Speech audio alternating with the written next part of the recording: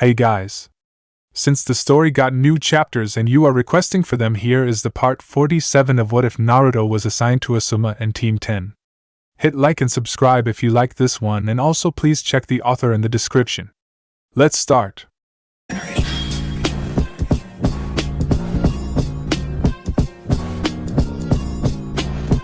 Chapter 84, What Is It Good For? As training on empty Mayaboku continued, Jiraiya found himself marveling at Naruto's progress. He knew that once the domino of his student learning to gather natural energy fell, the rest would follow in short order. Still, he hadn't anticipated that a process that required one to sit perfectly still for long periods of time would come so quickly to the Jinchuriki. Even Naruto's father, the most natural genius shinobi Jiraiya had ever been around, didn't manage to pick up Sage Mode as quickly as Naruto did. Part of it had to do with Naruto's use of shadow clones, of course, but that only provided a certain amount of explanation. Okay, I need you to check this out, Naruto said, having summoned Jiraiya and Fukasaku in the middle of the day when he usually would have been neck-deep in training. You watching, Ero-sensei? Yes, Naruto, Jiraiya said patronizingly, you drag us all the way out here for this, so you've got our full attention. Naruto either ignored Jiraiya's tone or refused to let it get his mood down. Okay, so I was using clones to try and get a feel for gathering Senjutsu chakra faster dash. Damn it, I told you not to do that, you darn idiot. Fukasaku scolded, causing Naruto to wince. You think Tenin Stone will be fun or something? Shush. Naruto waved his arms in a preemptive defense, just in case Fukasaku decided to come at him with his stick. Let me finish. Yeah, Pa, Jiraiya said with an amused grin, he's got the whole meditation thing down by now. If he wants to dick around with his clones, he can handle it. Keep talking, kid. Well, instead of talking, it'd be easier to show you, Naruto said, gesturing to a nearby meditating clone. Upon being given the verbal cue, it dispelled. In that same instant, Naruto took on the physical features that came with his more refined mastery of Sage Mode. Oh ho! Jiraiya reacted first with great enthusiasm. Hell's bells, that's a new one. But I thought I told you no shortcuts. Naruto grumbled at that. Shortcut my ass. My clone still has to sit there and meditate for just as long as I would to get the same amount of energy. That's scary potential though, Jiraiya mused aloud. You could make enough clones to supply you with Senjutsu chakra for as long as you need. At that, he saw Naruto shake his head in the negative. No? 5 fingers went up on Naruto's right hand. 5's the absolute limit that I can make as long as I have any gathering energy for me.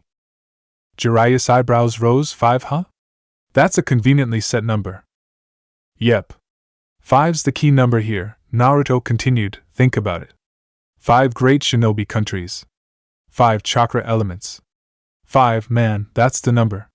5 chipmunks twirling on a branch, eating lots of sunflowers on my uncle's ranch. You know that old children's tale from the sea. It's like you're dreaming about gorgonzola cheese when it's clearly brie time, baby.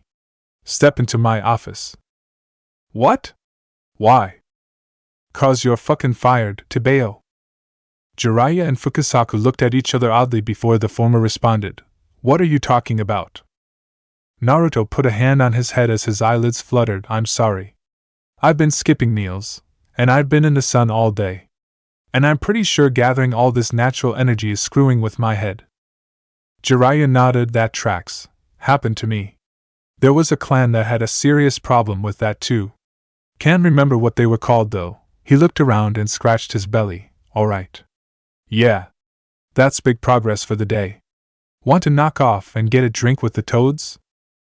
Excitement quickly gave way to confusion for Naruto. Wait, I thought you said I couldn't do that until I was done. Fukasaku hopped over, landing on Naruto's shoulder. Hell, boyo, you just about are done, he said. We've got a few kinks to work out, and we've got to figure out a way for them clones o' yours to be more practical for ya. But all that's left now is getting you used to fighting in Sage Mode. Naruto still wasn't quite convinced, but shouldn't I be moving faster? You know, because of the war and everything? If Sensei needs us, he'll call for us, Jiraiya reassured Naruto, throwing his arm around the boy's shoulder. This ridiculous war will be there tomorrow. Tonight, I'm going to celebrate my student, my godson, becoming an honest-to-goodness goddamn sage. Because there was no question in Jiraiya's mind that eventually Naruto was going to step foot on the front lines, and when he did, there was no guarantee that the young man he knew wouldn't change fundamentally as a result of the things he would see and would have to do. At the end of the day, Naruto was a Jinchuriki.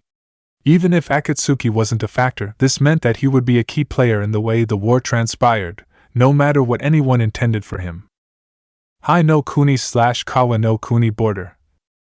For all his poise and preparation, for all his natural talent and hard-earned ability, Hyuga Niji had absolutely no experience with open warfare. Neither did any of his teammates, and yet as the jounin amongst them, he was supposed to be responsible for them. His sensei Guy was one of Konoha's most powerful shinobi, period. That meant he would be a valuable resource in the field, on the front lines. Where Guy went, Rock Lee would wish to follow, and quite frankly, Niji and Tenten weren't that far off from thinking like him. Thus, when they found themselves scouting and performing skirmishing maneuvers in the very place where all conventional wisdom led experts to believe the first flames of real combat would break out, it took a lot for Niji to fight down the butterflies in his stomach.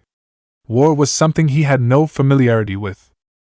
He and the rest of his generation had all been born years after the last major one that Konoha had been involved in. Hopefully, the learning curve wouldn't be as harsh as he expected it to be. There had been no action to speak of yet. It was expected that a town on the Hai no Kuni side of the border would be the center point of an eventual battle. Thus, it was the job of Team Guy and other scouting groups to find key points in the nearby area that Konoha could use to dominate the flow of conflict. When Suna attacked, they planned for their defensive line to bend before snapping back like a rubber band. The team paused to take a temporary rest on the frontier. This was a welcome reprieve to all but one. That one, of course, being Rock Lee. "Why do we have to stop here?" Lee asked, pointing at the map in his hand. "We can find 6 more strong points before we have to report back." Tenten fixed him with an exasperated look, accustomed to his overachieving ways. It was usually a good thing, but here it could be construed as a problem. We're supposed to be back by 1800 with what we have. Besides, we've already gone as deep into Kawa no Kuni as Command wants us to go. Niji quickly followed up with more reasoning. Too much activity could provoke a full-scale battle before Command is ready. Don't be too hasty to head into combat, Lee. We'll likely see our share soon enough. At that, Lee let out a sigh. "I know you are right," he admitted. "I just feel anxious, I guess." "We're trying to establish a favorable front line," Niji said. "While Suna's position in a neutral country would paint them as the aggressor in this conflict, we can't justify simply marching into that same country for a fight to outsiders. No matter what, it seemed that at least the initial portion of the fighting would take place in the Hai no Kuni frontier. Once Suna's opening offensive was repulsed, then Konoha could counterattack and approach the war more offensively. Even when things turned hot, there was always the political angle to keep in mind. That the lives of Konoha shinobi would be altered or extinguished as a result was merely the high cost of doing business. "You know what they say, Lee? The calm before the storm," Tenten said with an uneasy grin. "With as calm as things seem, we might be in for a hell of a storm." As if triggered by those words, all 3 members of Team Guy leapt into action. Tenten unleashed a barrage of projectiles, aimed startlingly accurate despite her blind aim. They used the shock to split up and rush their hidden enemy. The squad of 6 Suna shinobi were caught off guard. Right before they intended to spring their own ambush, separated into functional pairs for the eventual attack, they found the tables turned on them as they were beaten to the punch. Konoha Otoshi, leaf drop. Lee unleashed a falling axe kick that shattered the frame of a puppet, effectively disarming one of the 2 shinobi he had been assigned. While Rock Lee was the fastest to reach his intended mark, Niji was more efficient in how he dispatched his foes once he reached them. Hakushu, 8 trigrams vacuum palm. Using a quick palm thrust, Niji unleashed a compressed vacuum shell that let him assail his targets from a distance. Worst case, it would serve as a distraction that allowed him to get close and continue his work from there. But here, it managed to blast one of the unprepared Suna shinobi off of their feet entirely. The one fortunate enough to avoid it found themselves quickly put down with the precise finger taps and palm thrusts of Niji's gentle fist fighting system. By now, Niji's other adversary had gotten back up, sneering as he drew a kunai to fight back. How did you know we were waiting here? Niji smirked, activating his Kekkei Genkai. You're going to war with Konoha and can't recognize the Byakugan? I saw through you from half a mile away. Damned bloodlines! The shinobi growled before quickly throwing down a smoke bomb. Retreat! Unfortunately for him, as he exited the smoke screen of his own creation, he found Niji running right along with him. To his surprise and horror, he found himself eye to eye with the aforementioned Byakugan. What part of I saw through you did you misunderstand? Before he could react, Niji struck him down with a well-aimed tap to the forehead. The man's eyes rolled back and he dropped to the ground motionless. During the conversation held as a distraction so Team Guy could position themselves properly for their counter-ambush, Niji had never lied. Despite marching into what they had already seen as a trap to instigate a skirmish, Konoha wasn't going to be the ones to attack first. Taking out Suna's skirmishers would either force them to back up into a better position, or goad them into making the first major move. Amigekure no Sato. Ever since the sham of a battle with the Kyuubi Jinchuriki, Nagato had been fuming. To think he had been had by a ruse of such a nature. His mistake had been to expect Uzumaki Naruto to stand and fight at all. Despite the young man's reputation as a headstrong combatant, even he knew better than to try and test his might against the god of what would be a new world. As wise as it may have been in the moment, it would only ensure that he would incur that much more of pain's wrath when the time finally came. That he had the opportunity to put himself at the precipice of his dream, only to find himself in the same position as before was deeply vexing. Now the Kyuubi was safe within the confines of Konoha. And with the closest border between AIM and Konoha rife with combat-ready shinobi, poised and ready for war, making his way in that direction would prove to make for more difficulties than necessary to achieve their goal. Finally finding Nagato in an approachable enough mood, Konan sought him out for direction. Madara and the rest of his Akatsuki are still out there. His bastardized offshoot is no way, shape, or form Akatsuki, Konan. But he will be dealt with, Nagato said, no matter what happens, whether we obtain the rest of the tailed beasts, or whether Madara does, they still need to be sealed within the Gettamazu. And without the Rinnegan, he can do nothing from that point forward. The ball was in their court. While there was still work to be done, Nagato and Konan had the initiative. Much like Madara, the Nine-Tails time would come. In the meantime, there were two other targets of opportunity that still needed to be captured, the Seven-Tails and the Eight-Tails. Kumogakure no Sato. Niyujito winced as the Raikage's desk went flying through the reinforced windows of his office.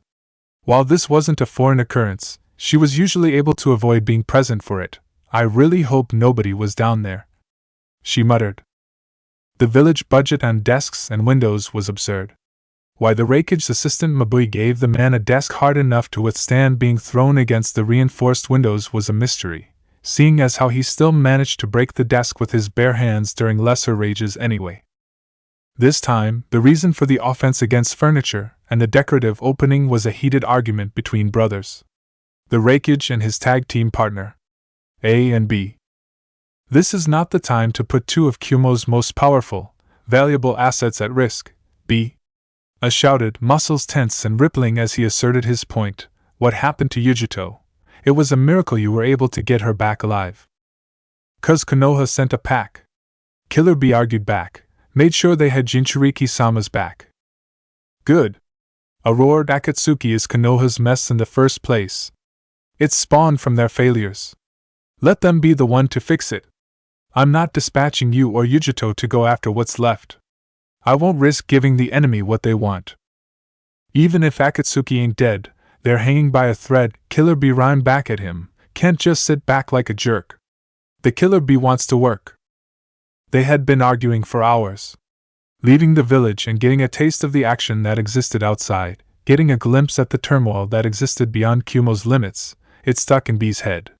No matter how much he tried to focus himself on other things, training, writing rhymes, he couldn't. He had forgotten how big a world was out there, and how precarious things were elsewhere. I decided to change conversational tactics, as outright strong-arming B didn't seem to be working this time. You have your role, B, he tried to reason, pushing Killer Bee's responsibility as village guardian as a reason to keep him in place. Kumo needs you here as its protector now more than ever. Between Akatsuki and the war, dangerous times could be in store for our village. That's a good point, Killer Bee replied, still doesn't explain why Yugi-chan's stuck in this joint. Despite herself, Yujito couldn't help but find herself interested in what Bee was saying. She had long since recovered from her incident with Akatsuki, yet had not been granted an assignment outside of Kumo's limits since. It was admittedly jarring, given the workhorse schedule she had become accustomed to, and was proud of, beforehand. Her status as an asset to the village was one of the things that had granted her all the respect she had managed to gain over the course of her life as a Jinchuriki. She wasn't even asking to be sent after Akatsuki. Were she to be honest with herself, she wanted no other part of them. She had tangled with Uchiha Itachi and Hoshigaki Kisame, and had gotten a taste of just what the organization was capable of. She simply wanted to get back to her version of normal, and that meant putting her back in the field where she could do what she did best. I regarded his two most powerful shinobi seriously before making his case. I know both of you are aware of the war between Konoha and Suna. Yujito raised an eyebrow, interjecting before A could launch fully into his reasoning. That's on the other side of the continent, sir. It's just a matter of time until it spreads, A said. I won't let us be caught with valuable assets away from the village and vulnerable when it does. So you're benching me? Yujito asked incredulously. Reikage-sama, I can still dash. My decision is final, A declared, his tone showing that just like with Killer Bee, he was leaving no room for discussion. If you two really care about the well-being of Kumo, you'll understand that this is in the best interests of the village, he said, a flash of sadness and anger rolling through him before he stamped it down. Preventing another outburst, I've already lost Arui. That man was going to be the next Reikage. And Killer Bee had simply gallivanted off with his killer, and the killer of his own student Omoi. Granted, it was to save Yujito, but it wasn't a choice that A would have made. All heads would have rolled in short order. Uzumaki Naruto's, and that of the Akatsuki. He couldn't see himself ever going for any other outcome. In any event, he had lost his successor and had almost lost one of his village's most significant assets in short order. Now was not the time to reach out and try to fix the rest of the world's problems. That was never how Kumo operated. To the contrary, it was the time to close ranks and consolidate. The rest of the 5 great shinobi villages could set themselves on fire if they wanted to. Kumogakure would simply have to make sure it was still there to sift through the ashes once the smoke cleared. Konagakure no Sato, Uchiha clan compound. Sasuke was an annoying patient. Tsunade knew that he would be, as he had seemed the type. After all, she had treated more than enough shinobi over her lifetime to see a troublesome sort coming from a mile away. It was the entire reason that she had allowed him to dictate where the surgery happened. Had she been the one to suggest the place, she knew that the moment he was able, he would have shambled out of bed back to familiar surroundings. At least this way, doing the surgery at his home, she could convince him to at least do his recovery the correct way. Even that was proving difficult. Kid, you're not taking those bandages off until I say so, Tsunade barked as she caught Sasuke touching at the outer edges of the protective wraps around his eyes. Sasuke lowered his hand, lest he incur the wrath of a Sannin. Kakashi was able to use his Sharingan right after it was given to him. Kakashi had goddamn battlefield surgery to get his Sharingan, Tsunade replied. Kakashi also only got one eye implanted while Sasuke got both. I want to make sure your body doesn't reject the transplant. If you burn these new eyes out right after I put them in your head, you can do the next surgery yourself. Sasuke had no idea how such a thing would be possible. Even if he was medically trained to the extent that such a thing would be within his capabilities, he couldn't see how he could consciously pluck out his own eye and maintain enough focus through all of the pain to replace it. Perhaps he could look into learning shadow clones from Naruto, and how exactly those worked. Massive chakra drain aside, it clearly had its uses. A part of him had always been a bit jealous of how liberally Naruto could use such a jutsu, even when they had been kids. Not that he would ever admit as much aloud, however. Improvement was necessary, not just because war was on the horizon either. There were plenty of things that he needed to sort out in regards to Konoha.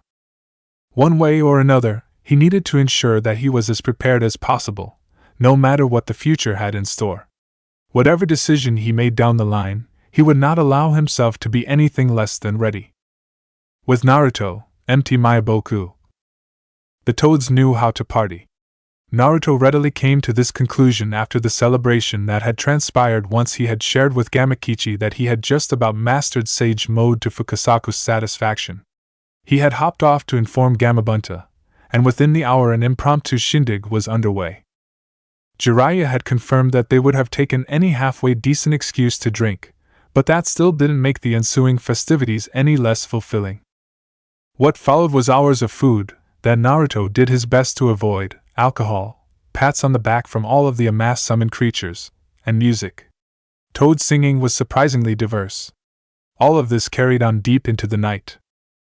The moon was high in the sky and most of the Toad denizens of Mt. Maiboku had turned in by the time Naruto was able to eventually stagger away from what was left of the proceedings.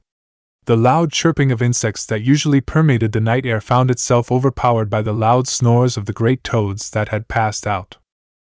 Light from the moon bathed the cliffside just outside of the Toad village, providing a fantastic view of the mountainside below. As Naruto approached to take in the view, he found he hadn't been the only one that decided to do so, Ero-sensei. Jiraiya sat at the edge of the cliff, peacefully looking out at the view until he noticed his student. "Hey brat. Managed to get out of there without throwing up on your shoes, did you?" Naruto nodded, hoping that his status as Jinchuriki of Kurama meant he would not only sober up fairly quickly, but would also avoid the fate of a crushing hangover. "How did you?" Jiraiya chuckled. "I've been hanging out with the Toads way longer than you. This isn't my first rodeo." Humming in understanding, Naruto took a seat near Jiraiya and basked in the peace and tranquility of Mt. Maiboku. Jiraiya used the bright light of the moon to help him write in a notebook, while Naruto picked a cigarette from a case he kept on his person. He hummed in annoyance as it took many flicks of his cheap lighter to get a flame going. Naruto would never admit it aloud, but sometimes he envied Sasuke's natural fire affinity. It seemed a lot more useful in mundane settings than Naruto's natural wind affinity. Hell, Sasuke had two affinities. The competitive side of Naruto felt the need to catch up in that respect at his nearest convenience. "Something on your mind, kid?" Jiraiya asked, offering an ear to hear him out. Naruto took a drag from his cigarette and breathed out heavily, smoke billowing forth and dissipating in the air in front of him. "Too much. The war, Akatsuki, this Nagato guy, getting promoted, more stuff too. Kurama, Sasuke and Madara, how teammate was getting along after returning from AIM, and here Naruto was, training and getting drunk with his summoned creatures in the wilderness." Jiraiya could see there were heavy thoughts circulating through his pupil's head, and let him mull them around in silence. He himself thought about just how far the teenager next to him had come since even before meeting him. Naruto had been dealt a rough hand growing up. He'd been born to an outstanding pedigree that he knew nothing of for the longest time, and thus could not take advantage of. He had been deemed socially untouchable due to his status as a Jinchuriki, with no support system to help offset the stigma against him. That he managed to keep his head for 12 years until he could finally turn things around for himself was a credit to his fortitude. With much time and effort he had earned his respect in Konoha. His tenure as a guardian ninja, one of the most difficult assignments possible, established his dedication and professionalism. His track record against powerful enemies, known and feared around the elemental nations, had painted him as a top-flight shinobi. His accomplishments and escapades, such as helping to cut Danzo's root out of Konoha's foundation, his capture and escape from IWA, and beyond had garnered him reputation as an individual who got things done. Even if the old guard still didn't appreciate his ability, they were on the way out. The younger generation that grew up with him, fought with him, and watched him achieve things that they could not saw him for what he was, what he had strived to be the entire time, an outstanding shinobi. And from what Jiraiya could see, the kid had good taste in women, if the one he was in a relationship with was anything to go off of. This was also extremely important in his view, all important aspects of growing up. Jiraiya took it upon himself to sate some of his own curiosity and properly distract his thoughtful student, so, This little Yamanaka girlie of yours. Tell me about her. Caught off guard, Naruto leaned forward with a start, catching himself at the edge of the cliff. Turning to see Jiraiya grinning at him cheekily, Naruto gave him a glare with no real heat behind it. Her name is Ino. You've met her before. I know her name, Jiraiya said with a roll of his eyes. When a girl is willing to run headlong into an enemy-hidden village to drag your dumbass student out in one piece, you make sure you remember her name. Aside from that, Naruto had been more or less pining over her the entire time he had been away from Konoha training and working for the Guardian Ninja. He might have thought that his little back-and-forth letters to her were a secret from everyone other than Shizen, whom Naruto got to take them for them when she traveled to and from Konoha during that time, but Shizen could never keep a secret from Tsunade, and if Tsunade knew, Jiraiya knew. So, Jiraiya continued, seeing as how you're obviously head over heels for this Ino, and as your godfather I need to be all up in your business, tell me about her. It didn't take much prompting for Naruto to do just that. After all, he thought the world of Ino, so talking about her was no problem. Still being somewhat drunk also helped loosen his tongue. I used to think she was a mean girl, way back in the academy, Naruto said, thinking back to when they were younger. She was never really nice to me back then. Not a whole lot of people were though. And with all of the girls in class mooning over Sasuke, ugh. Back in school, he had thought that Ino was pretty, but personality-wise he hadn't been a fan. There weren't many people Naruto could say he had been enthusiastic about during his academy days anyway. But then, Jiraiya prodded. Then we got put on Team 10 together, Naruto said. I saw she wasn't bad at all. I mean, she's a good girl, really. And she liked me, she trusted me. Ino-chan believed in me out loud. Once they had warmed up to each other as teammates and friends, Ino was dogged in her attachment, and wore her affiliation on her sleeve. She defended Naruto from others who still saw him as a failure and a nuisance, helped him out when she could, and cheered him on unashamedly. If anyone his age had believed in him before Ino did, he hadn't been aware of it. That she felt as strongly about him as he did about her, and had felt that way long before he'd figured himself out, wasn't something Naruto took lightly. And she wasn't some perfect figure he held up on a pedestal. Ino had her flaws. She did things that got on his nerves, and sometimes they fought. But that was okay. She can be catty as fuck though. Really annoying sometimes, Ero-sensei, Naruto commented. Sometimes, it's like nothing makes her happier than finding ways to tease me. And she's so hard-headed. Once she has an idea in her head, she follows it through until the end, no matter what. People often said the same about him, which probably explained why they butted heads from time to time. But she was passionate and loving. God, the contact. Ino had never been afraid to be touchy-feely with touches and hugs for friends and loved ones. Naruto could have counted on one hand the number of people that gave him positive physical interaction before her. It had taken him a while to get used to the friendly PDAs, but when he did, it had been a comfort he had never really experienced before. With Ino's attention and actual positive reception to him, the schoolyard crush he'd nursed for Sakura vanished, and she only got more familiar over time. He didn't know quite when Ino had truly won him over, but he knew when he had realized it, watching an enemy shinobi kill her when they went to bring Tsunade back to Konoha. Naruto gazed out at the moon-bathed mountain expanse, his expression deep in thought. She's gorgeous, he said. I haven't found anything that picks me up more than hearing her laugh, or seeing her smile and knowing it's for me.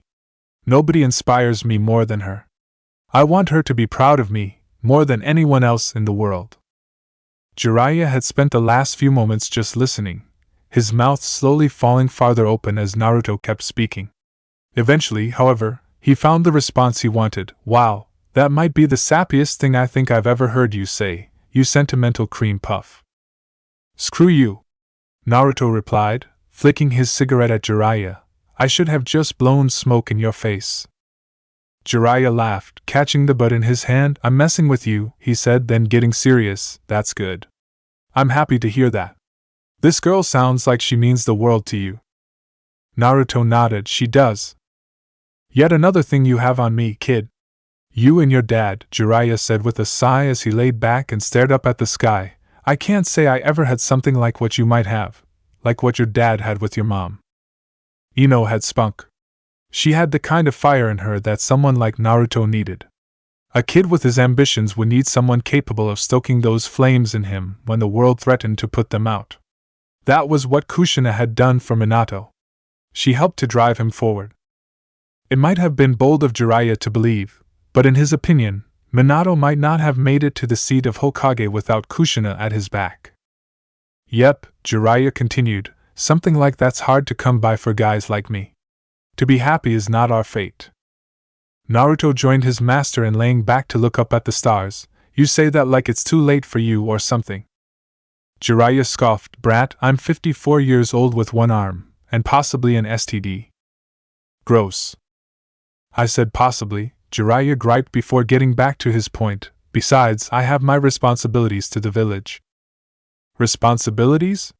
Naruto repeated incredulously. You mean skulking around for the last 20 years, digging up dirt on Akatsuki and Orochimaru? Ero-sensei, you've done enough. I'm gonna get the old man to bench you ASAP. Good luck with that. Fine, then when I take his spot, I'll do it myself.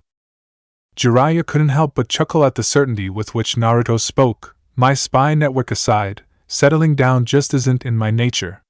That's for the good guys like you and Minato. I can give a woman the night of her life. Past that? I'm diminishing returns to the point of loss.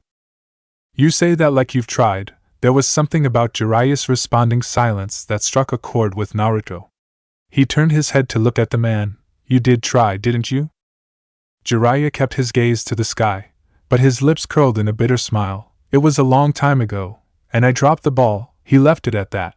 I've failed at every important task I've ever set for myself. I failed her back then. I failed those kids in AIM. I failed Minato. I failed to bring my best friend back to Konoha alive. At that, he felt himself choke up a bit, and paused for a moment to regain his composure. And in my obsession over that, I failed you. I'm a failure. Naruto frowned and turned his eyes back to the stars. The two lay there in silence until Naruto couldn't tolerate it anymore. You're not a failure, Jiraiya-sensei, he said.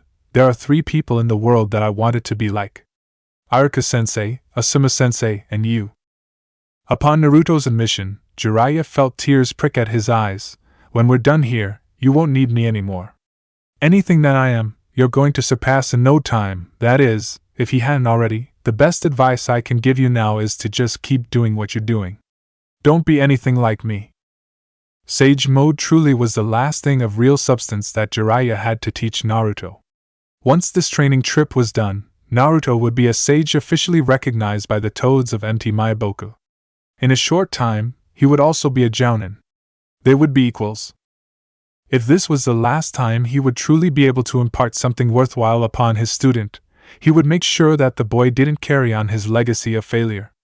Naruto was going to be great. Naruto heard Jiraiya's words and ardently rejected them. I can't promise that. You're the best shinobi I know. I'm always gonna look up to you, he said honestly, and you say I won't need you? That's not true. I definitely need you around. I want you around. This time, Jiraiya couldn't fight back his own feelings.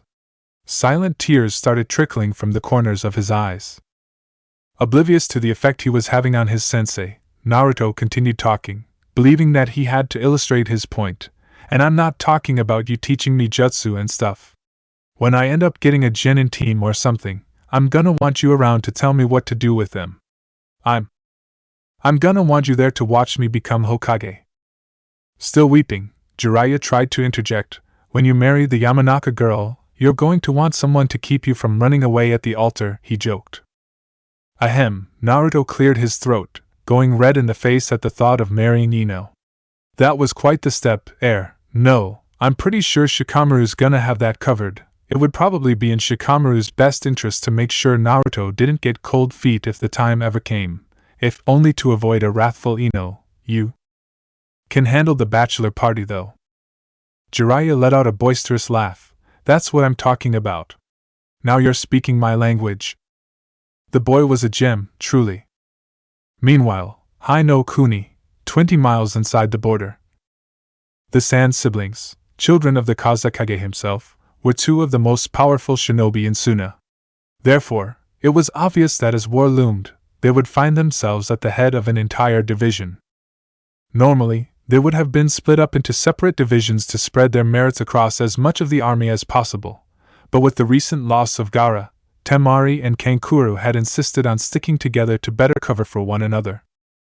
For the duration of the upcoming operation, their forces would be temporarily consolidated into a surprise attack division. While it was a strategic decision, meant to provide Suna with enough power to drive deep within Hai no Kuni with their first strike, it was one Temari and Kankuro were grateful for. The two of them needed one another more than ever in the moment. The mood was serious and somber across the forward camp as the teams involved with the initial strike force made their final preparations. "Man," Kankuro said, standing by and observing the remainder of their forces, "I wish Gaara was here. We sure could use him for this one." There was a hard look in Temari's eyes as she tended to her iron fan. "That's the reason we're fighting this war, Kankuro, for Gaara." Kankuro was quick to correct her. "No, that's the reason we're fighting." The rest of Suna had never cared much for Gaara, even after he had mellowed out significantly.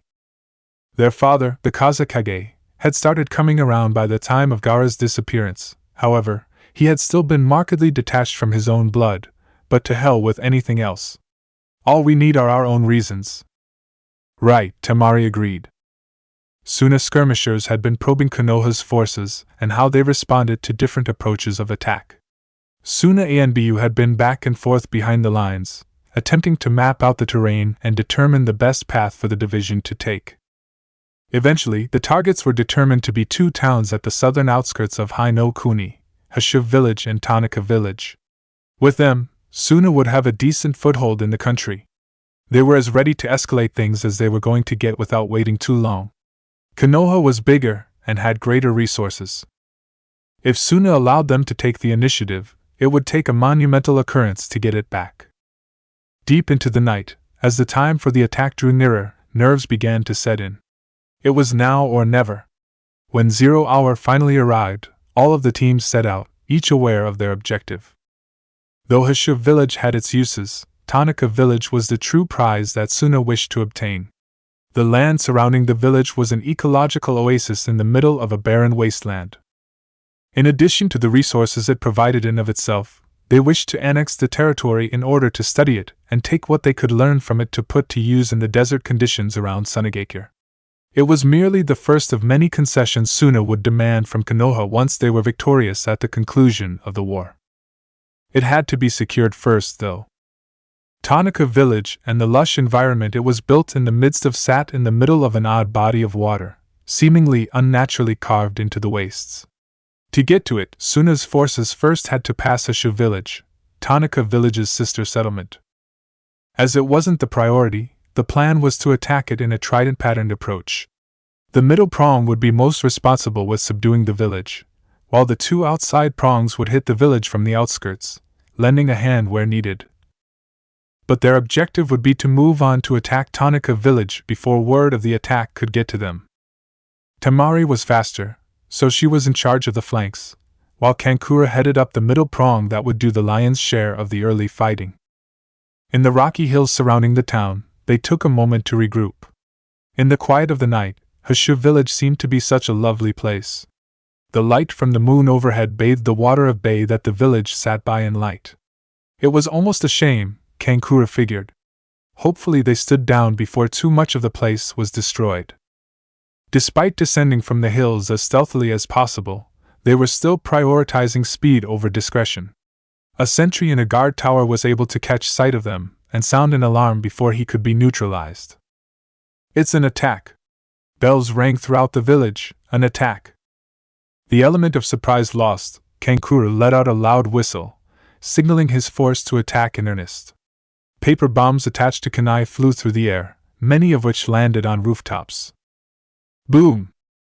Fires broke out, adding to the panic as people began to flee burning homes. While many ran away from the chaos, many adults rushed out of their homes dressed hastily in simple plates of armor across their chests, wielding basic weapons such as swords and staffs. Bravely, they set out to meet their foreign attackers with cold steel. "This shouldn't take too long," Kankuro heard a nearby Suna ninja, a fellow puppeteer, boast, "They're civilians." An arrow whizzed past his head, almost within the same breath. "They're militia," Kankura corrected. "Underestimate them if you want to just because they're not shinobi, you dumbass," he chided insultingly. "Don't worry. I'll make sure your puppet goes to someone who'll use it better." They may have been civilians, but they were armed and fighting back. That made them just as dangerous a set of combatants as a proper shinobi brigade, and they would be treated as such. Keeping this in mind, Kankura summoned his heavy assault puppet Karasu, and steeled himself for what was to come. Many people would die tonight. More than likely, far more would meet their fate before this war came to an end. Kanahigaku no Sato, Uzumaki clan grounds. 2 a.m. was far too late to be running around the village, Sakura decided. Sakura and the other members of Team 7 were temporarily being kept in reserve until open battle started with Suna. With their abilities, they would be utilized as a quick strike force, meant to turn the tide wherever they were needed before being swiftly redispatched to wherever else they would be needed. It would be restless work once it was underway, thus Sakura deigned to enjoy all the sleep she could get until things started. That was, until Ino contacted her telepathically with an urgent request. One moment she had been warm and comfortable in her bed, and the next she was dressed and moving to the outskirts of Konoha. Fighting the urge to yawn, Sakura followed behind her platinum blonde best friend as they made their way to the property belonging to Ino's boyfriend. "Are you sure something's wrong?" she asked. "It can't be bad, right? You said the security seals weren't triggered." "No, they were deactivated," Ino said. "And that was just as alarming. Goldie is the only one who should be able to do that." "And you," Sakura added teasingly, he gave you the keys to his new house and everything." Despite how serious the moment was, Ino couldn't help but have to fight down a grin at that. Instead of just his apartment now, Naruto had not only given her the key to the house he was set to move into, he had marked her with a seal that coded her into the security seal array that ran around the property. While such an act could have been construed by an outsider as Naruto simply covering his bases and making sure someone could watch his house while he was gone, that explanation didn't fly to anyone in the know, as he had done it before he knew he would be leaving to train. He may as well have put a ring on her finger by this point. The fact that it seemed to be becoming more of a reality as time passed put butterflies in Ino's stomach. But this wasn't the time for such thoughts. The pair of kunoichi stopped by the torii gates lining the pass that marked the official entrance to the Uzumaki clan grounds. Ino moved to the first one to check the array to observe the comings and goings. Sakura noticed her brow furrow. "What's up?" Ino was silent for a moment as she tried to process what she was seeing. "Okay, it's saying there wasn't an intruder. An Uzumaki clan member came in." "See? No big deal," Sakura said with a smile before it sank in just why Ino was reacting so oddly. "Wait. Naruto isn't back yet, is he?" Ino narrowed her eyes. "If he's home, and went here first instead of telling me he was back, that's his ass," she deadpanned. "He knows that, so no." "Tsunade? She's not out here. She's still in the village." Sakura had run out of plausible options as to who could have been on the property. Even Tsunade had been a stretch, as she was related to the Uzumaki clan by blood, but was Senju by full affiliation. Ino and Sakura slowly and quietly made their way through the pass, keeping their eyes open and their senses tuned. The night air was deadly quiet. Speaking of sensing, as they approached the house and the masked temple, Ino realized that she couldn't sense anyone on the premises. But she had definitely been alerted to a breach. It was wartime and everyone was on edge, even within the confines of Konoha, where the fighting was not expected to reach. Still, anything could happen and Suna could manage to put together a raid that could strike at the heart of the village. But for an incursion to start at the Uzumaki clan grounds, or for that land to be the point of some kind of strike? It didn't make any sense. Then again, it might not have been Suna.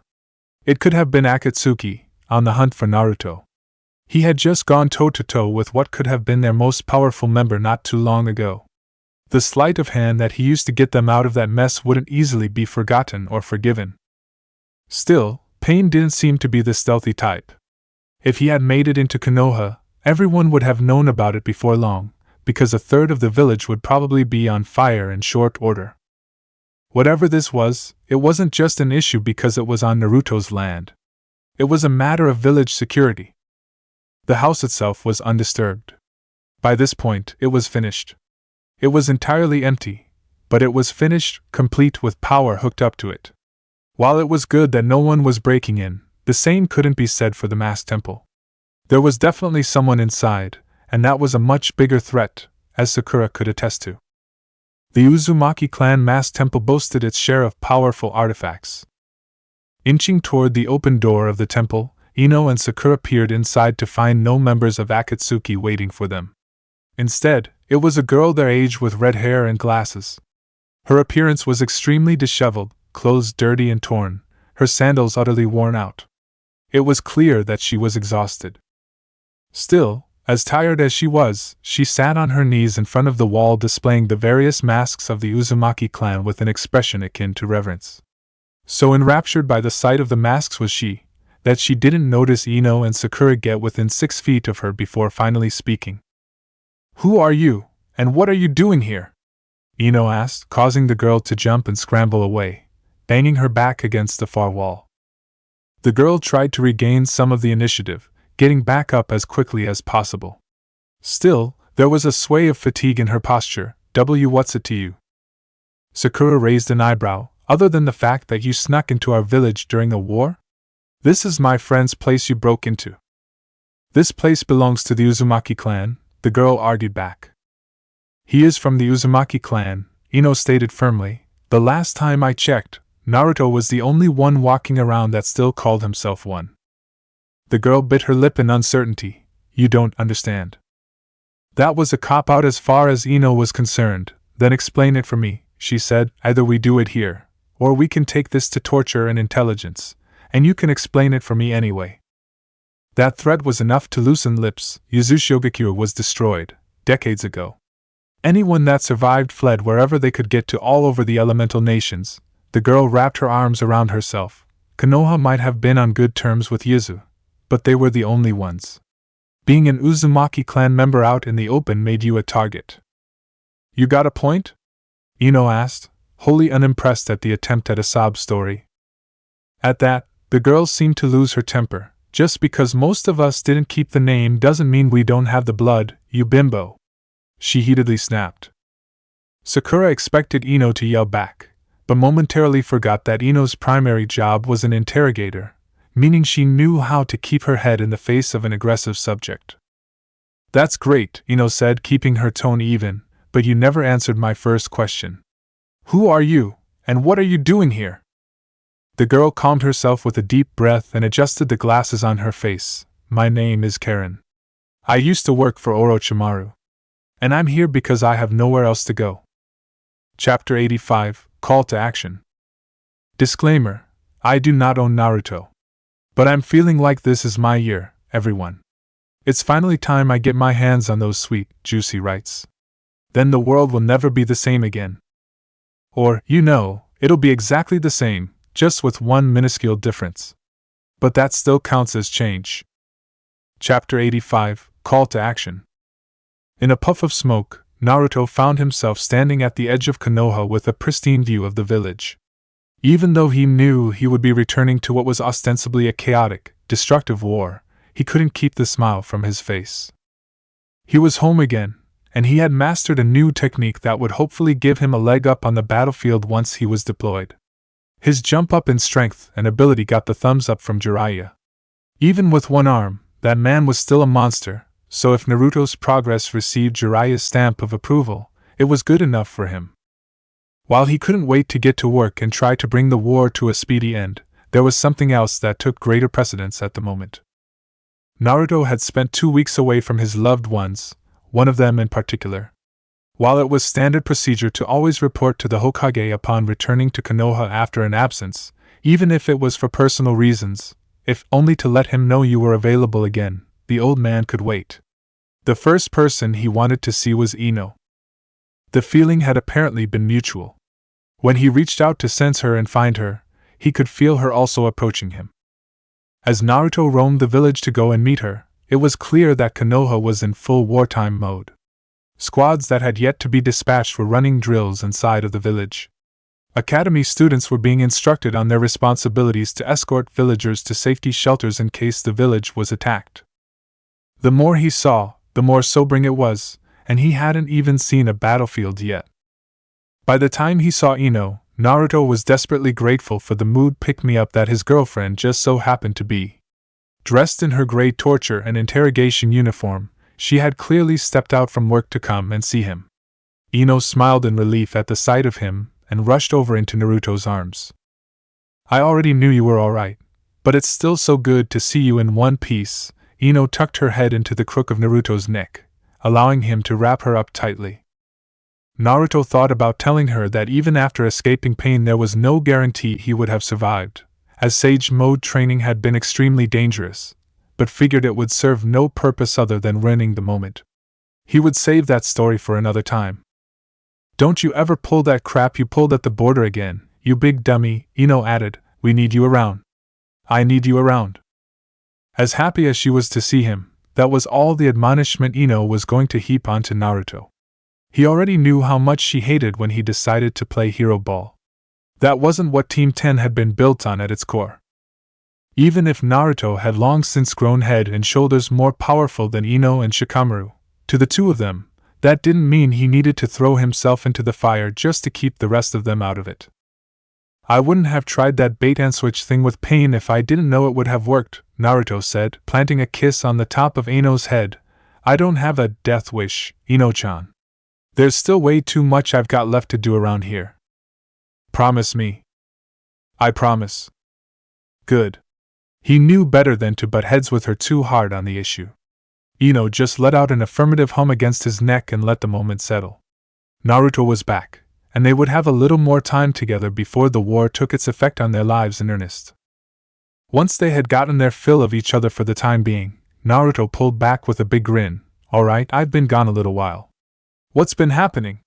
He asked, requesting to be caught up. At that, Ino's entire demeanor visibly changed. Well, you have a cousin here in Konoha. Naruto raised an eyebrow. Yeah, I know Tsunade's kicking around this place somewhere. No way she's gonna just leave during the war, no matter what she says. I'm surprised Sarutobi hasn't roped her into a posting somewhere yet, he said offhandedly before getting back on track. I'm talking, like war stuff. Or like, what have you been up to? No, Goldie-kun. Not Tsunade, Ino said. You have another living relative. It's a long story, and we're still working through it. Naruto found himself at a loss, stuck staring without the ability to put his thoughts into proper words. Eventually, he found his vocabulary. When you say working through it dash. She's being interrogated right now, Ino said, gesturing to her own attire, indicating what she had likely been tending to when Naruto returned. She defected from Oto. All of this information kept coming at Naruto like a combination of punches. He had a cousin. He had a cousin who was being interrogated. He had a cousin who was being interrogated because she had been working for Orochimaru. What the fuck? Naruto muttered. I leave for 2 weeks, and this is what I get when I come back. Home sweet home, Ino quipped. Come on.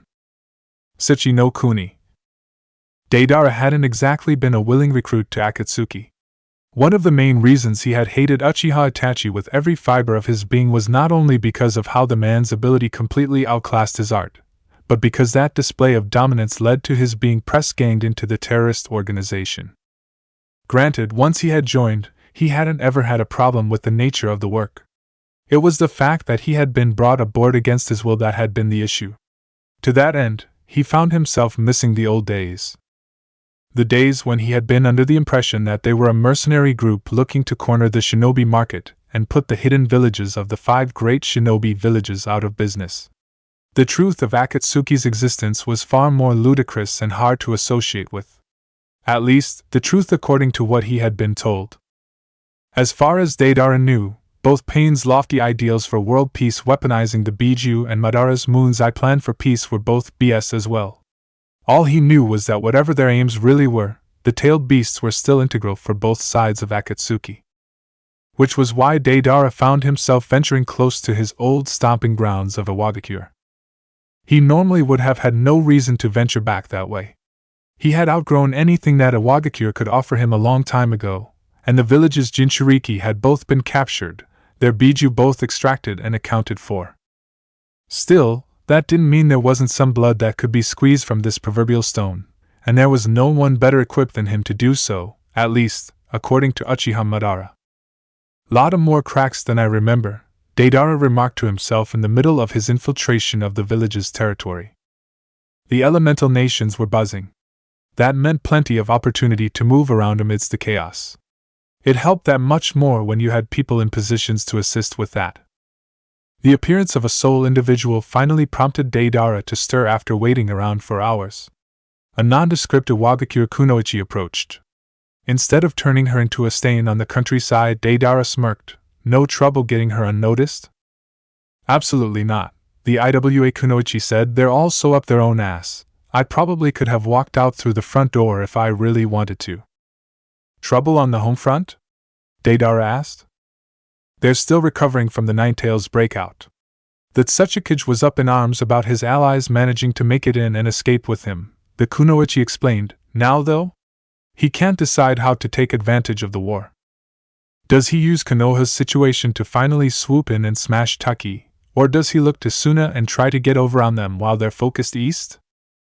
Deidara snorted. "Sounds like the old fence-sitter, Inoki could always be counted on to find some way to try and swoop in to pick the bones of any given situation. That predictability had been a headache to rival villages for years in times of strife, and even a benefit to Akatsuki, back in the days when the Tsuchikage outsourced sensitive work to them. Before the group started making their real aims known. Here as well, it would serve as another positive for Akatsuki. "We need the Nanabai in the field," Deidara said. "Somewhere we can get to her, "I wouldn't worry about that," the kunoichi said. "We've got white setsu in positions that can help move that along. It shouldn't take a lot. Maybe a few more in key positions to make decisions, but we're working on that." It was the concept of Henji no Jutsu taken to its perfect conclusion. Clone beings capable of becoming copies of any person they absorbed the chakra of, nigh indistinguishable from the genuine article, even by censors. It was one of the most terrifying concepts Deidara could mentally conjure as a shinobi, and yet Madara had managed to manifest it into reality. During the time the Kyuubi Jinchuriki and Uchiha Sasuke had been captured, before the clouds of war had truly begun to gather, he had already planted white setsu in Iwa as sleeper agents. With Yakushi Kabuto's painstakingly gathered notes on key individuals in the village, however, Madara had refined his approach, supplanting the suggested shinobi with his own obedient underlings. It wasn't just Iwagakure he had such designs for either, it was every hidden village. Suna and Konoha, obviously. With the fog of war clouding every action those two villages made, slipping white setsu into sensitive positions would be the easiest in those two places. With Akatsuki seemingly split into two opposing factions, Deidara had no idea what Pain would have up his sleeve, but with what he knew of Madara's side thus far, he could confidently say he wouldn't have wanted any part in fighting him. Being crushed by overwhelming direct force wasn't the scariest possibility to most shinobi. Instead, it was the thought of being defeated without ever knowing it was happening, without having the opportunity, even the inkling, to defend oneself. Deidara would take his chances going head-to-head with Pain 100 times over rather than be outmaneuvered from the shadows by a force he would never even be aware of. Kanehigakure no Sato, Konoha Intelligence Division HQ, Cold Interrogation Room. Uzumaki Naruto was simple. He always had been. Marino Ibiki didn't consider that an insult. In his long career as an interrogator, he had learned that it was often the simplest individuals that were the toughest to crack. Even when you understood how they operated, getting what you wanted from them could often be quite difficult. Simple did not mean easy. Tasks that were simple could still be hard to accomplish. Similarly, saying that something was complex did not inherently mean that it was difficult. As Ibiki stood with Naruto in the observation area of an interrogation room, behind the one-way glass, he couldn't help but read every emotion in the would-be Jounin's face as he stared at Ino interviewing Karin. It was a mixture of several things, both positive and negative. Nevertheless, it was evident that he didn't know how to feel, or what he was supposed to do. Regardless, the young man's hands were tied until orders came down from higher up. All he could do for the time being was watch. Such a feeling had to be an exercise in suffering for someone so action-oriented. Inside of the interrogation room, Ino swore she could feel Naruto's gaze. Even though she couldn't see him, she knew he was right where she had left him before entering. The cold interrogation room wasn't the friendliest place in Konoha, but it was better than the alternative. The fact that Karin had willingly come to them and surrendered meant that she would be subjected to an interview first before any more drastic measures would be taken. It was hard for Ino to get a read on Karin. One moment she seemed skittish, eyes darting around nervously as she rubbed at her arms. The next, she was irritable and brazen, sitting slouched, eyes sharp, as though she were displeased with her reception. It was during one of these moments that she spoke up. "I thought Konoha was supposed to be the strongest, richest hidden village," Karin remarked. "Is this what counts for hospitality around here?" "You're not a diplomat, you're a defector." "I don't know what you expected," Ino replied dryly. "You might just be a spy for Otogakure." "How would we know?" Karin rolled her eyes. "Oto is destroyed. Orochimaru is dead. He wasn't exactly the kind of guy to have any kind of leadership structure in place outside of, 'Do what I say or I'll experiment on you,'" she said. "Actually, he'd probably still experiment on you anyway." Ino knew this already. Intelligence gleaned from another of Orochimaru's former subjects, Jugo, had given them that much long ago. What Jugo lacked in knowledge of Oto's bases and movements due to his status as a long-term prisoner, he made up for in knowing about how the system worked. "So, what will happen now?" Ino asked. "With Orochimaru gone, you said there's no other leadership in place." Karin pursed her lips, remembering her last time seeing Orochimaru's second-in-command. "I mean, there was one other person that could have taken over. But I don't think that will happen anymore. Not after Kabuto abandoned us in Tetsu no Kuni." Naruto's fists tightened behind the observation glass. Time and the experiences he had endured since Kabuto's subterfuge came to light had not taken the sting of those events away. Kabuto's treachery had cost lives, including Naruto's first mentor Irika.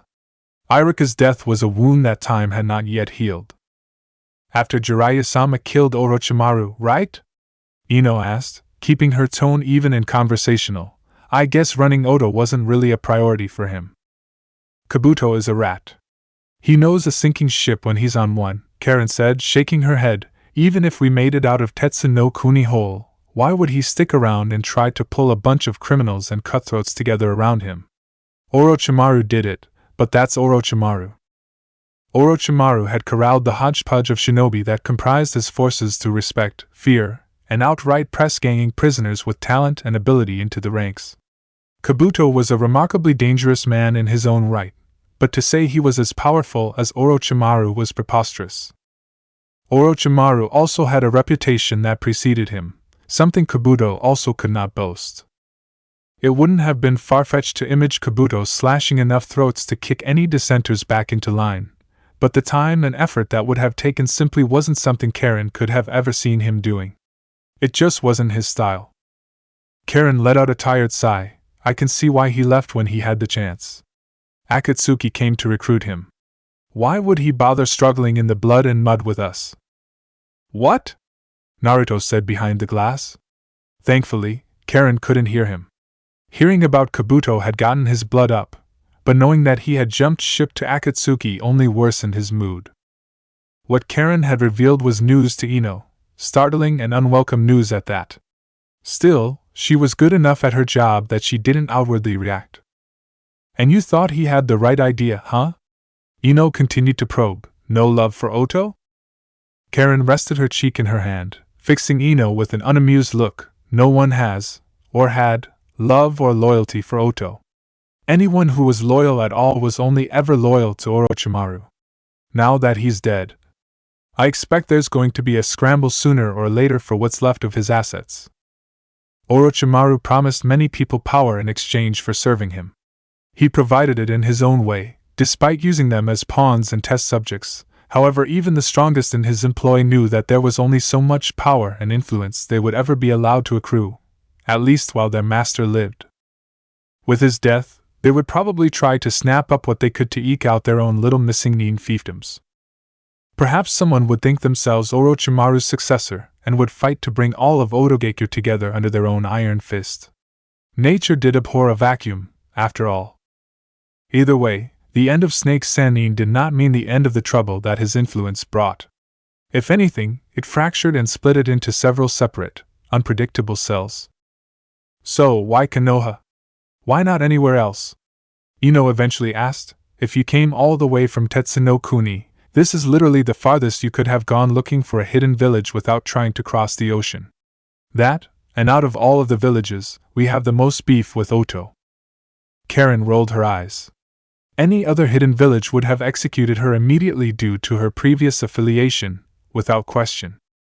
Even going to Konoha was a major risk, but they had a reputation of restraint that other villages didn't have. I'm here because you have the most beef with Oto, which means you can use the kinds of intel I can give you. At that, her expression turned a bit pensive. That and, you're the only place that has any connection with my clan. Right. The Uzumaki clan.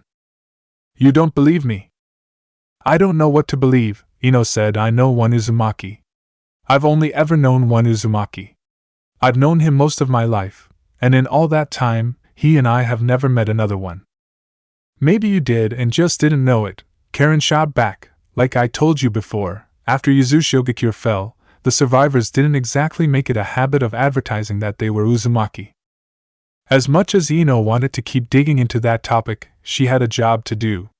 She had already been allowed a personal exception with Naruto being granted access to the interview. Let's put a pin in that for now, because it's really not relevant. Getting too deep into that here and now would be a cart before the horse kind of thing. And what does that mean, huh? Karin demanded. If there was an unsaid warning to what Ino had said, she went and threw any subtlety out the window. It means it doesn't matter if you're connected to the Uzumaki clan if you don't get asylum here in the first place. Ino chose that to be the statement she left Karin to marinate over, rising from her seat and exiting the room, leaving the red-haired woman alone.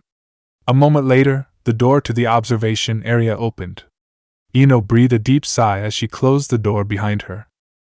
The first thing she wanted was to go to Naruto and wrap her arms around him, but she was still at work. His being allowed to sit in on the interview at all was a courtesy to the two of them already. So, what do you think, Marino-san? Ino asked her superior. Ibiki hummed. From what he could tell, Karin wasn't lying. Ino had come to the same conclusion. Jiraiya-sama killed Orochimaru. That's confirmed. Ino nodded. I really don't know what the idea is if she's trying a deep cover play. The best way to deceive someone with intel? Feed them verifiable truth and sprinkle in the poison of your lie, Ibiki said, but again, Orochimaru is dead. So, what would Kabuto care about doing anything against us? She said Kabuto joined Akatsuki. She wasn't lying about that, Ino recapped before sparing a glance Naruto's way, and the Uzumaki thing. Akatsuki still needed to finish capturing the 9 Biju, and Naruto still possessed the Kyuubi. If Kabuto had joined them, he probably needed to deliver something of value to their aims, that is, if he didn't have something they wanted already, something that would help complete that task or beyond. Kabuto could have sent Karin to infiltrate and get to Naruto, using her lineage as a hook. In fact, Kabuto may not have been the only person from the smoldering remains of Otogekyu recruited to Akatsuki. It was just about safe to say that Naruto would not be allowed around Karin anytime soon. Ino didn't want to say it to Naruto while he was so obviously still processing everything, but there was a real possibility they would have to do a mind dive on Karin to determine the truth. Perhaps even more drastic measures would need to be taken. Ibiki was soon to depart, having more work to do as the head of the division. In a matter of moments, a pair of shinobi entered the interrogation room to retrieve Karin. Ino stood next to Naruto as he watched the guards escort his would-be relative to where they were keeping her. His eyes never left her until she was gone, and his gaze remained on the closed door she departed through.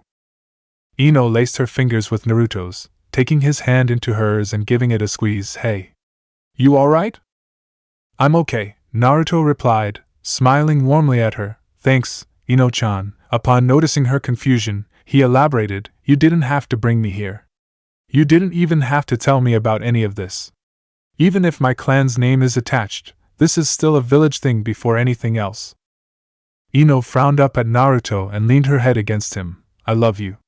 Unless it was an S-rank secret, there's no way I wasn't telling you about this. A cheeky grin then pulled at Ino's lips. Besides, you're technically head of the Uzumaki clan, so this would still be your business anyway.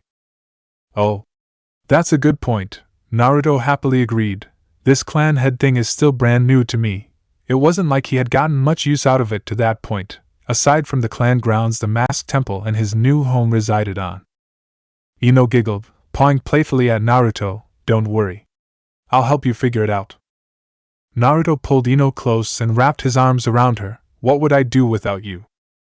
I dunno. Whatever you did for the whole time you were a guardian ninja. Yeah, and that sucked. I'm never leaving for that long again. You'd better not, if you know what's good for you. We giving orders now? You ain't in charge of me. R2. I am not. R2. I am not. The two softly repeated themselves and slowly drew closer until their lips met in a passionate kiss. The display was short-lived when the door opened and Ibiki walked in on the blonde couple. Yamanaka, Ibiki sternly barked, frightening the two teenagers apart. From the dry expression his face held, he was less than impressed. You're still on the job. Stop making out in the goddamn observation room. Yes, sir. Browbeaten, Ino reluctantly released Naruto and started for the door to get back to work. Before leaving, however, she turned and blew a kiss, quietly mouthing later to Naruto, a specific gleam in her eye as she did so. Naruto grinned back, fingers touching at a small metal object in his pocket he hadn't had the opportunity to stash away properly yet. Later. When the time was right. The next day, Kaminari no Kuni. Hatake Kakashi was no stranger to the front lines during wartime. It had been a long time since the Third Shinobi World War, but he would never forget those tumultuous times. Times that for better or worse laid the foundation for who he was as a man and a shinobi. As one of the premier shinobi in all the elemental nations, he knew that whenever the next war started, he would be right in the thick of the most vital operations. But then again, that was how things had always been. Mentoring Team 7 had been a nice break for as long as that had lasted, but as his time as their active Jounin sensei came to an end, the importance and danger of his missions rose once more. Now back in the saddle as Konoha's go-to heavy hitter, it stood to reason that when hostilities kicked off properly, he would receive some of the highest value missions.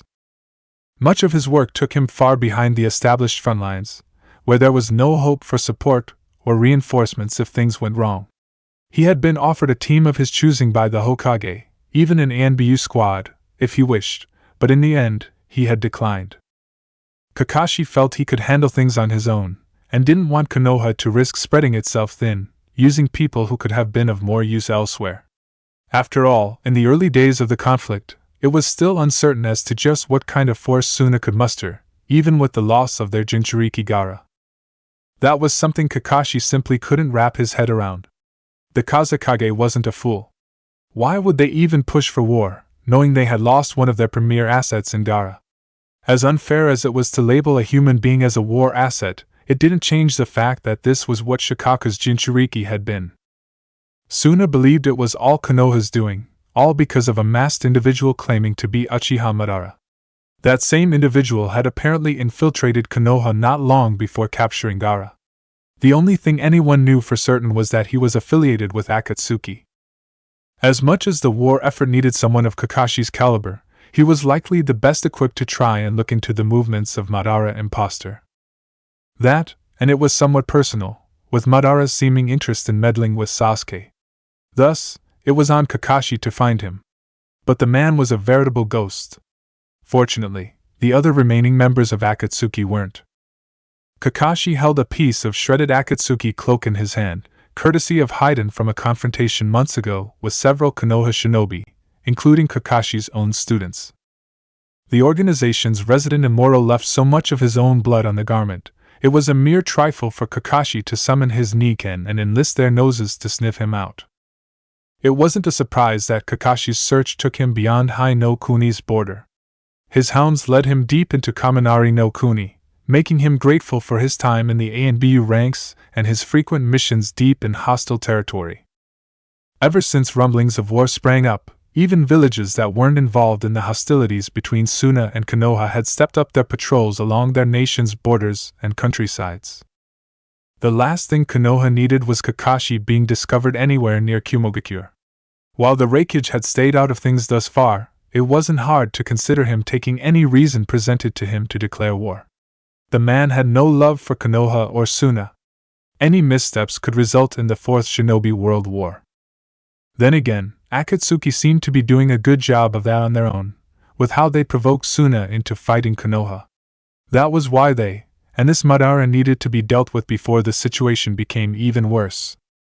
Kakashi stopped for a moment near the crooked, rocky shoreline along Kaminari no Kuni's east coast. In the distance, he could see a stray storm on the horizon, sending bolts of lightning down onto the water. He was close. His summoned hounds had been sent to scout ahead, with orders to dispel once they could confirm the target.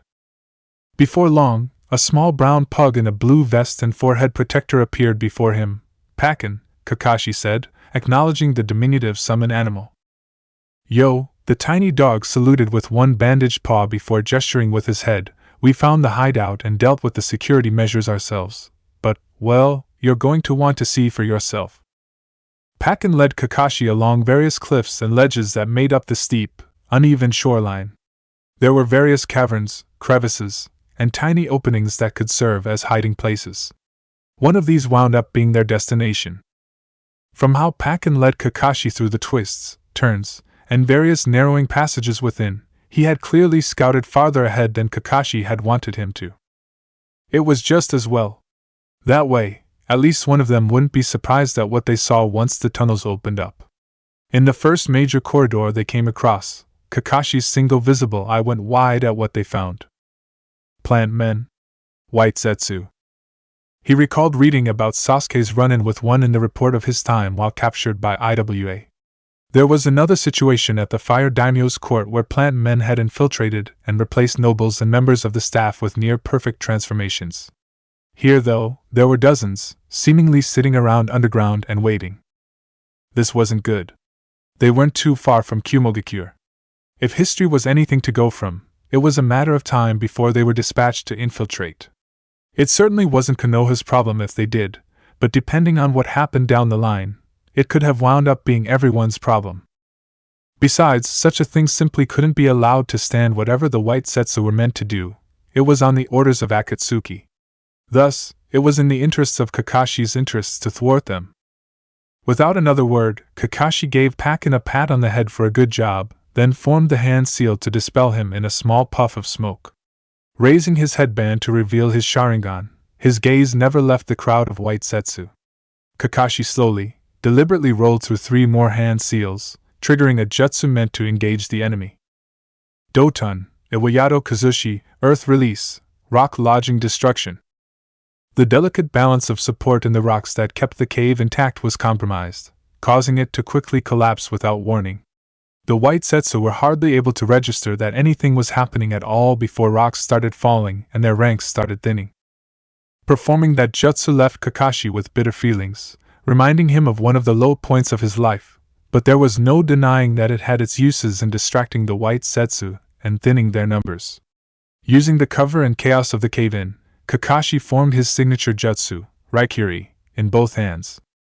Quickly dashing through the ranks of remaining White Zetsu, he mopped them up, violently tearing into them as he ran past. He refused to allow any to escape. The surprise attack paid off. In a matter of seconds, Kakashi counted nearly 100 enemies felled by his hand before he took his leave of the cave. His timing couldn't have been better, as he was able to make it out in enough time to watch part of the cliffside collapse in on itself. For a moment, Kakashi wondered if he had done the right thing. It had been a judgment call to target the White Zetsu instead of focusing his energy on getting to Haiden. With as close as he probably was, there would be no way that the man hadn't heard or seen what had transpired. While Kakashi likely could track him down once more if need be, the element of surprise was lost. He had no need to worry about pursuing Haiden once more. Instead of fleeing, the man in question appeared shortly thereafter, seemingly emerging from the rubble unscathed. Haiden ran a hand through his silver hair in annoyance as he looked around. "Well, fuck," he cursed, Didn't even manage to make it into the damn place before I was made. At that, Hayden noticed Kakashi. He squinted and noticed the insignia on his forehead protector. Oh, you're not even from Kumo. You're from Konoha. Never mind. Just have to kill you and I'm good to go. Kakashi regarded the S-rank criminal calmly. You don't seem very put out about Dash. He gestured to the pulverized cliffside, containing the dead, crushed remains of the 100 white Setsu before him. All of this. Hayden waved the entire scene off. Whatever. All I have to do is ask Madara for more. Sure, it takes some time to grow M, but it's not like we don't have more. How many more? Beats me. Not like I'd tell you anyway. That's fine, Kakashi said, drawing a kunai. I'll be getting everything I need out of you soon enough as it is. At that, Hayden's smirk faded. Tch. You Konoha shinobi are all such cocky heathens, he said, brandishing his triple-bladed scythe. All you're getting from me is a quality death. Kanahigakure no Sato, mission assignment desk. Bright and early, Naruto was summoned from his home for a mission.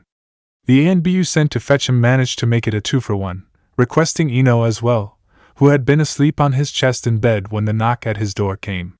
It would be a Team 10 affair, it seemed. Within the hour, the couple stood before the Hokage alongside Shikamaru. Right next to them, Sasuke, Sakura, and Chuji were also present, seemingly just as in the dark as to the nature of their would-be assignment. Hiruzen waited until both teams were fully gathered before revealing anything. He set out a pair of scrolls on the table before them, far apart from one another. Team 7, he said, looking to Sasuke, Sakura, and Chuji. Just as quickly, his eyes snapped over to Naruto, Ino, and Shikamaru. Team 10, he said in acknowledgement, you are here today, because I have an assignment for each of your squads.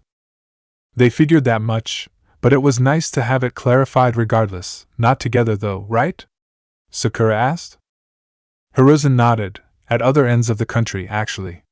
Which is where the point of this conversation comes in. He gestured to the scrolls. As you can see, there are 2 missions, but you can only take one. Which one would you like? Shikamaru raised an eyebrow. You're letting us decide? Do make your choice quickly, Hiruzen said. Time is of the essence for each of them. From there, it didn't take Naruto much more time to figure out what was going on. This was the first part of his Jounin exam. Sasuke's too, seeing as how he was also there. A quick look over at Sasuke and a meeting of eyes showed that he too had come to the same conclusion. The two of them stepped forward and cracked open the seals on each scroll to begin reading. One scroll described an incursion from a Sunagakure strike force into southern Hai no Kuni. They had taken a pair of villages, Hashu village and Tanaka village, and eradicated the defenders there. With the vital resource there that Suna sought for themselves, and the potential of Suna using the location to press deeper into the heart of the country, the mission was to force them out by any means necessary before reinforcements arrived and they could claim the area as a foothold. The second scroll described a mission meant to assist Konoha's ally Takigakure. Skirmishers from IWA were pushing beyond the established limits of the treaty established at the end of the last war. Scouts discovered 2 battalions attempting to amass in secret. It seemed that the Tsuchikage was finally set to make his long-expected move while Konoha was otherwise occupied. The mission was to provide frontline support for their ally, working independently, yet in conjunction with Taki until they were relieved of duty. Both Naruto and Sasuke quickly shared the mission details between each other and their teammates. They were both A-rank missions, albeit with distinct differences between them. All there was to do was make a decision. As much as Naruto wanted to take the mission to assist Taki, it might have been redundant for him to be there. For likely would be front and center in the chance that hostilities commenced. 2 Jinchuriki fighting one battle when that kind of firepower could have been more evenly distributed elsewhere seemed too aggressive a move for what they knew of the situation.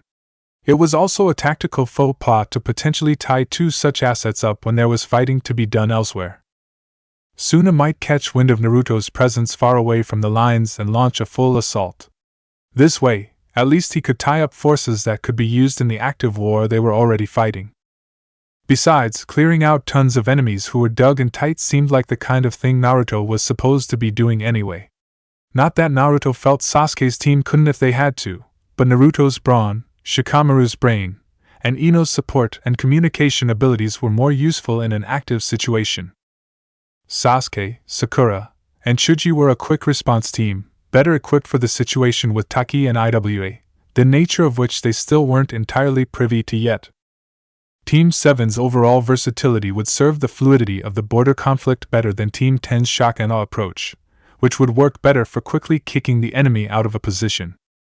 In the end, Naruto chose to take his team to Tanaka village, while Sasuke meant to take his to Takigakure. Hiruzen didn't comment on the decision. He simply accepted it and pardoned both teams to prepare and leave.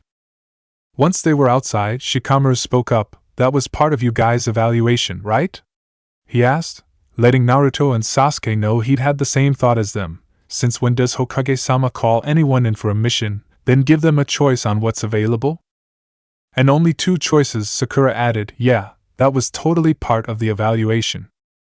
"Do you think you made whatever choice he wanted you guys to make?" Chuji asked. "Honestly? I don't care right now," Sasuke said, much to everyone else's confusion. Everyone but Naruto's anyway. Asuma-sensei said our evaluation is usually meant to put us into positions we might not be used to see what we're made of, Naruto said, following up on Sasuke's point, but that's during peace. There's a war going on right now. It isn't the time to fuck around and experiment. Sasuke smirked. Exactly. We all know what we do best, so let's go do it. And if we chose wrong? So what? Who cares? It's just a stupid rank. Naruto punched forward into the air. Getting the job done is the only thing that matters right now. Because this wasn't a test. It wasn't a controlled examination. They were being sent on missions, high-level ones, with very real consequences for the village if they failed. Even if they were being evaluated, everything that evaluation entailed was deadly serious. Kaminari no Kuni. Knowing who he was to be sent after well in advance, Kakashi had ample time and opportunity to prepare for Haiden. There were already detailed notes on what he was capable of, thanks to Team 8 and Tsunade months prior. No matter what, the last thing he could do was allow Haiden to draw even a drop of blood from him. If he did, and Haiden managed to ingest it, he was as good as dead. In that regard, Kakashi had rarely been more grateful to possess a Sharingan. "Thank you, Obito," Kakashi thought to himself as he dodged the wild swings of Haiden's scythe. Kakashi was faster, but Haiden wasn't a slouch, and due to his fighting style only requiring the paltriest of wounds to be inflicted on his opponent to be potentially fatal, Haiden often attacked at the oddest angles. He could do so with little to no fear of counterattacks from his enemies. What was there to fear, after all, when no earthly force could kill you? That aside, he wasn't some ignorant berserker. He had elite evasive skills and was good enough with his side on offense to make Kakashi sweat. Staying close to Haiden was a dangerous proposition, even with the skills of a man like Kakashi. One slight misstep could mean the end. Kakashi could see why 2 of the close-range specialists on Team 8 had so much trouble with Haiden. Kakashi, however, had numerous ranged options available to him. And the best part from Kakashi's perspective? He didn't have to worry about killing Haiden, so he didn't have to hold back. Suetun, Daibakufu no Jutsu, Water Release, Great Waterfall Jutsu. A massive wave of water burst into the air from the nearby ocean and crashed down from above with the force of a waterfall. The impact was enough to wash away stray boulders and entire chunks of the nearby destroyed cliffside. Haiden cursed, having taken refuge on a sheer cliff face to keep from being pulverized and pulled out to sea. "You can fuck right off with your little splash attack." Much to Kakashi's consternation, Haiden's survival instinct seemed to kick in whenever Kakashi fired off a powerful jutsu. It was like he had a sixth sense to what he could take head-on, and what could potentially debilitate him. As much as he enjoyed inflicting pain on others through his cursed jutsu, dealing with it when he wasn't linked to an enemy was simply a waste of suffering. As the water below Haiden slowly drained out to sea, multiple clones of Kakashi formed from it, rushing up the wall after the murderous criminal. Dancing vertically on the cliff wall, Haiden made short work of all of Kakashi's water clones. "Is that the best you've got?" Haiden taunted as he tore through the clones. "I expected Hatake Kakashi to be a more worthy sacrifice to Jashin-sama than this." Kakashi's arms burst through the cliff wall near Haiden's feet, but the Akatsuki shinobi leapt clear of the wall, preferring to hurtle through the air than take his chances with whatever Kakashi had planned for him. As he leapt, however, Haiden dragged his scythe in his wake in the hopes he would slice into Kakashi as he retreated. It failed, but the action also stuck hidden explosive tags to the wall that went off the instant Haiden was clear. Boom! While it wouldn't have been Haiden's preferred method of doing so, a kill was a kill. Not that he expected that to put Kakashi away.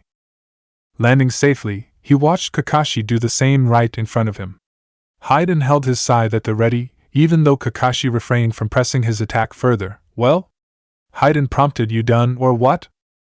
Kakashi replied, clearly smiling at him, how his eye crinkled in amusement. Yes, actually. Shishinjin, for violet flames formation. From the rubble around Haiden, 4 Kakashi clones emerged, all kneeling, palms pressed together in front of their chests. A see-through barrier made of purple flames formed around Haiden, who glared at Kakashi in return. Do you think this bullshit barrier is going to hold me? Haiden asked.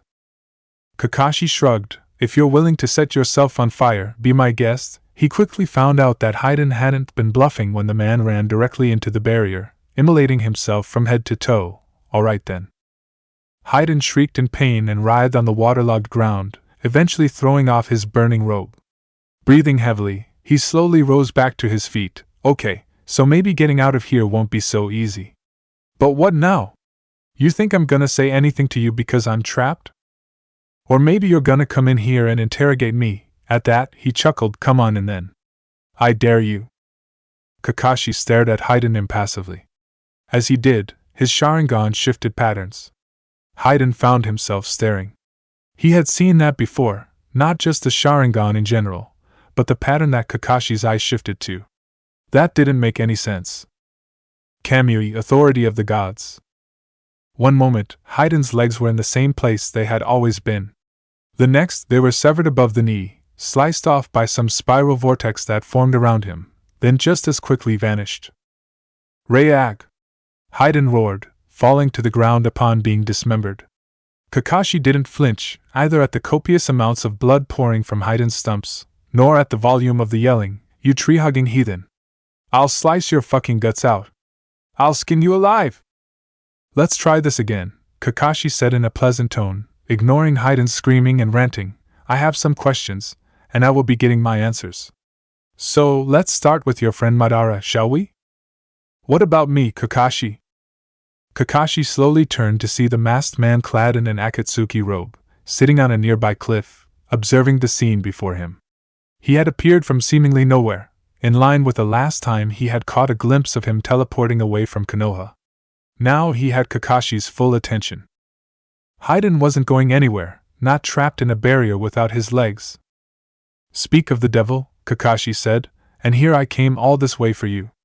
If I knew it was that easy, I would have just said your name out loud days ago and been done with it. Then again, I'm certain your name isn't Uchiha Madara. What's in a name, Hatake Kakashi?